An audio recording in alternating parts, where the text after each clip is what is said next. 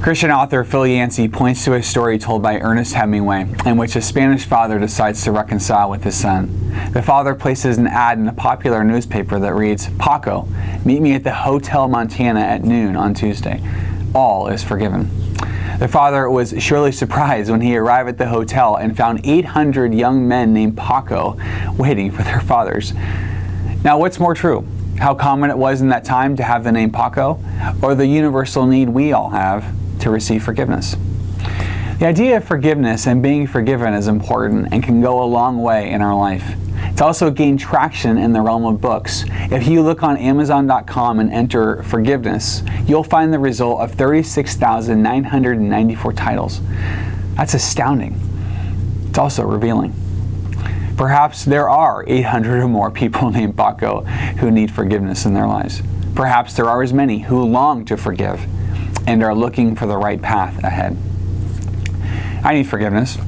I mean, really, what's life without it? Last week, I was getting my kids ready for school. I asked them several times to please get dressed so we could beeline for the door and arrive on time.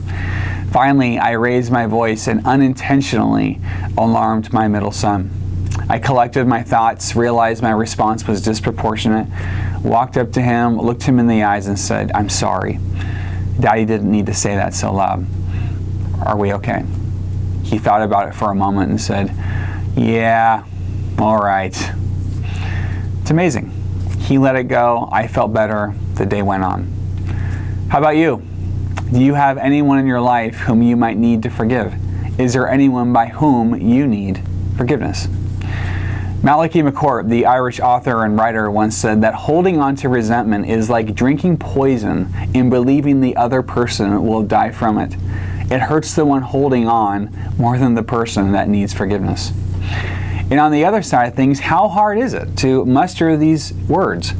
I'm sorry. Two of the most important words in the human vocabulary.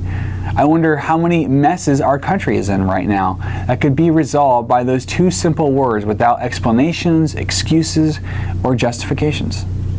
The word forgive means to grant pardon or to absolve from. The cross is the ultimate sign because of a debt paid on behalf of God in Christ.